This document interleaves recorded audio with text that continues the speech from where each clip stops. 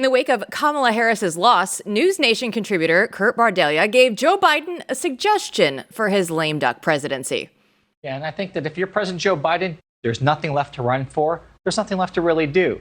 Pardon your son, then resign and elevate Kamala Harris to the presidency and make one more mark in the history books while you can.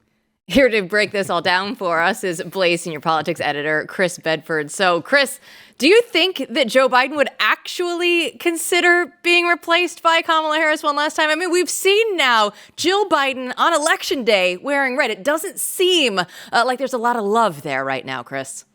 No, Kurt Bardella was maybe 10, 11 years ago a caricature of a Washington swamp creature, literally featured in the opening of This Town, which may have been his greatest achievement as a person. Since then, he's kind of left and done his own thing, and his opinions are stupid. Joe Biden's opinion on Kamala Harris's loss was on full display today in the Rose Garden or at the White House. When he came down, he practically ran to the microphone at a quick jaunt. He was wearing his sunglasses. He had a big smile. He said, "Thank you, thank you, thank you," like he was a rock star there to greet adoring fans, not someone delivering the somber message about the future of our republic. And then he talked to his White House staff, and he thanked them for the job that they had done. Joe Biden is someone who has gotten a completely incorrect reputation for being a team player, for being a man who was just a consoler in chief. He's always been a mean person, actually. Inside of Washington, tough, sharp-elbowed, willing to scream at you even before he was an angry old man. Someone who was certainly willing to yell at train attendants back in the day. And he may have softened a little bit around the edges, but when you're Kamala Harris and you stick the knife in his back like that, along with Barack Obama, there's no love lost. I think at the end of the day, he is less committed to the Democratic Party's priorities than he is to his own ambitions, something the Democrats have gotten really annoyed about over the past few days.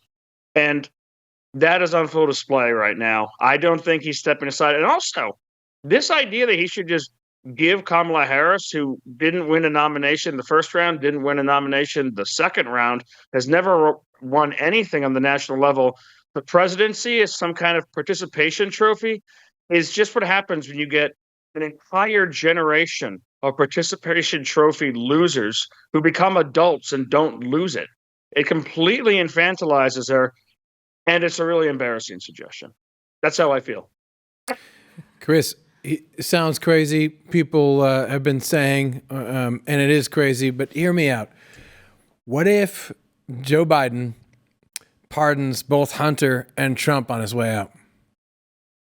Why not? At this point, I mean, I would definitely. If you're Joe Biden, there's no reason not to pardon your son. You've got no loyalty to the Democrats on this. You're not worried about the bad press. You're worried about your family. That makes total sense. I don't see why he wouldn't do it. He could take some principled stand for the first time in his career and say that would be a misuse of power, but I doubt that's going to happen. And pardoning Trump would be a fun move. Just another stick at Kamala Harris, like how Donald Trump pardoned Scooter Libby, just to show George W. Bush that some people actually had the courage to not leave their guys on the field. Just a little stick at George Bush from back in the day. I would have seen stranger things, and I think it would add to the wonderful drama that is the most exciting race in modern history. Oh, it's a beautiful thing going on there right now, Chris. And you just love to see it. And something else that you love to see is Mitch McConnell is no longer going to be the Senate Majority Leader. Now it's up to Thune and Cornyn or some of the names out there. How do you see this battle playing out now? So there's three contestants at this point: Cornyn, Thune, and Rick Scott from down in Florida. Rick Scott's a dark horse for sure. He's been running as kind of the conservative place for votes to be parked while some more conservative senators try to demand some actual changes. Thune is in the lead. Absolutely. He's got a pretty strong operation. He might even have the votes locked up. And this is the way that the Senate leader race works, is you have kind of a ranked choice, not a ranked choice system, but if they vote on the first three, the one with the lowest score has to drop out. and then they reconstitute, and they get behind two people, and then the vote will actually happen who decides it. And it's a closed-door vote, so they don't get the same kind of pressure.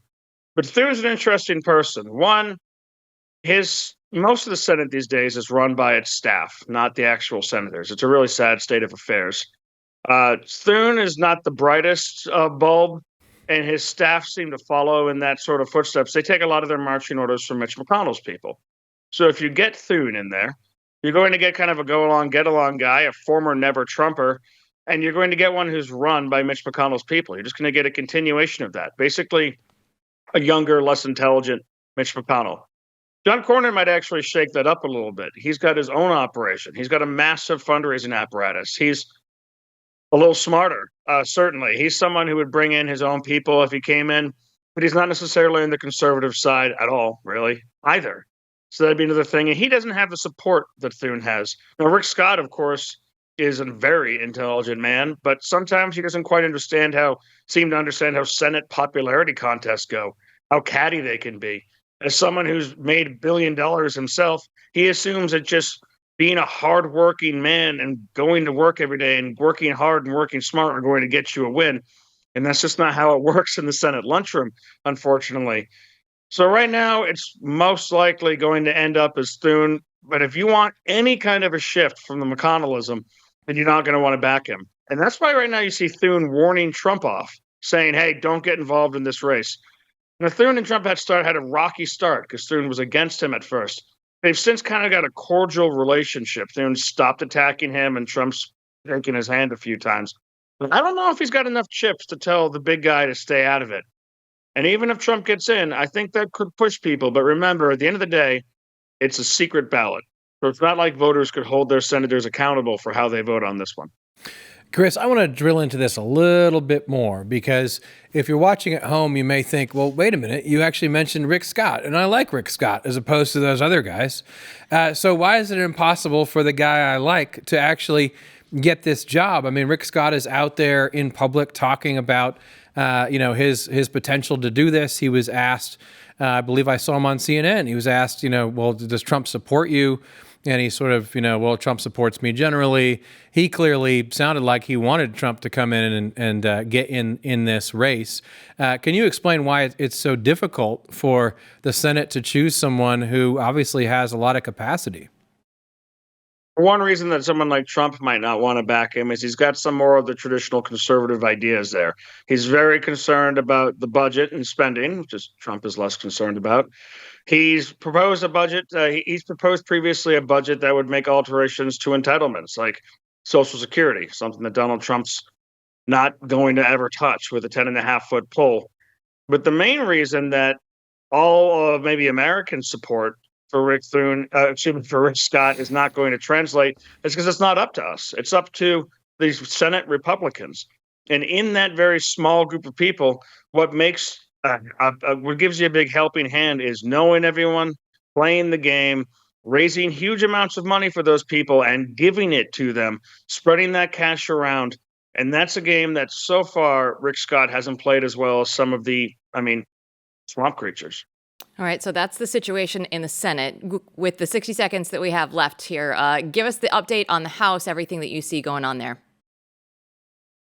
I think it's looking good for Republicans for the first time right now, which is good news for Mike Johnson. He gets to keep his speakership if Republicans actually keep the House. When you've got things like Donald Trump winning the national vote, that makes it a lot easier for the House. But there's an interesting thing. I've got an article coming out on this tomorrow in the Beltway Brief, just how short Donald Trump's coattails may have been. How many voters he brought out who didn't just click all the boxes. How many people may have been reached for the first time and come out and voted for the first time. So his massive wins haven't necessarily translated for Republicans. It's not Donald Trump's fault. A lot of that is the voters' fault. Not the voters' fault, excuse me. A lot of that is the Republicans' fault, that they weren't able to make the same case that he was. His wins weren't theirs. But it looks like, and the word in Washington right now, is a couple gains maybe, a few small seats added to the Republican caucus in the House.